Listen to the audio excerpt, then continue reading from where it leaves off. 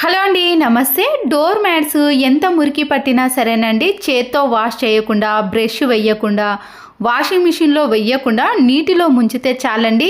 ఎంత మురికి పట్టినవైనా సరేనండి, మళ్ళీ కొత్త వాటిలా కనిపిస్తాయి.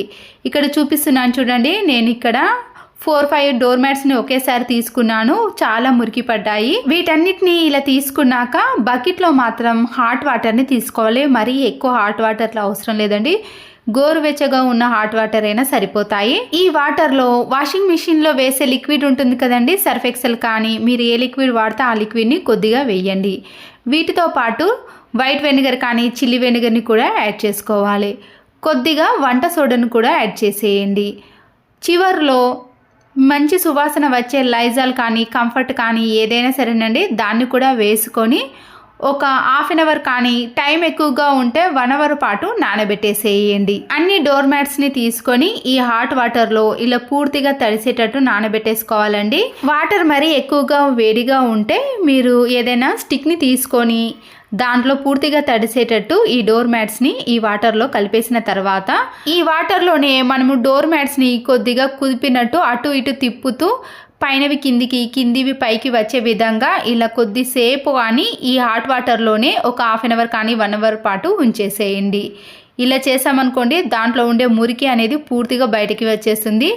మనము బేకింగ్ సోడా, వెనిగర్ వేయడం వలన తొందరగా మురికి అనేది ఈజీగా బయటికి వచ్చేస్తుందండి. ఈ ప్రాసెస్ అంతా కూడా మీరు ఒక హాఫ్ అన్ అవర్ తర్వాత ఇలా చేయాలండి. నేను ఒక హాఫ్ అన్ అవర్ మాత్రమే ఈ వాటర్లో ఉంచేసి దీంట్లో నుంచి ఈ డోర్ మ్యాట్స్ అన్నిటిని కూడా తీసేసాను. మనకి ఒక హాఫ్ అన్ అవర్కి డోర్ మ్యాట్లో ఉండే మురికి అంతా కూడా వచ్చేసింది కదండి. మళ్ళీ ఈ బకెట్లో నుంచి వాటర్ని తీసేసి కొన్ని ఫ్రెష్ వాటర్ని తీసుకోండి. మామూలు ట్యాప్ వాటర్ని తీసుకున్నాక దీంట్లో కూడా ఈ డోర్ మ్యాట్స్ని వేసి మరొక 2-3 టైమ్స్ పాటు కుదిపేసుకుంటూ మనము అటు ఇటు తిప్పుతూ జాడించుకుంటూ మనము ఈ డోర్ మ్యాట్స్ని బయట తీసేసామనుకోండి, మళ్ళీ దాంట్లో నుంచి మురికి అనేది వస్తుంది.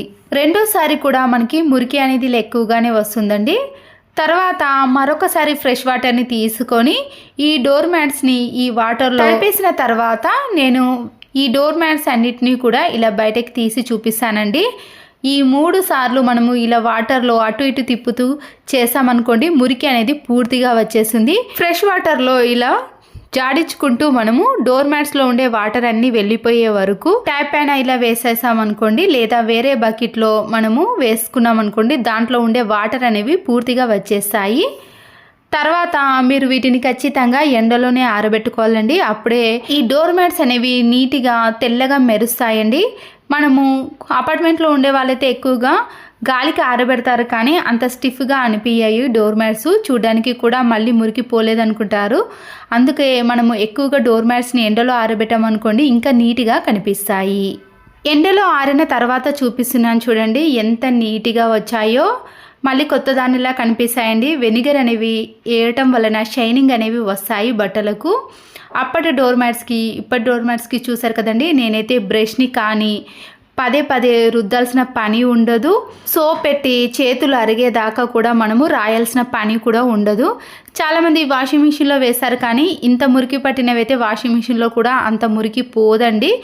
ఇలా మనము నీటిలో ముంచి ఒక 2-3 టైమ్స్ చేసామనుకోండి, ఈ డోర్ మ్యాట్స్ అనేవి ఇలా నీట్గా మళ్ళీ ఎప్పటి మాదిరిగా మంచి సువాసన వస్తాయండి. మీరు కంఫర్ట్ కానీ లైజాల్ని వేసి చూడండి. తర్వాత మనం ఒక 3-4 మంత్స్ వరకు కూడా ఇవి వాష్ చేయకపోయినా నీట్గానే ఉంటాయి.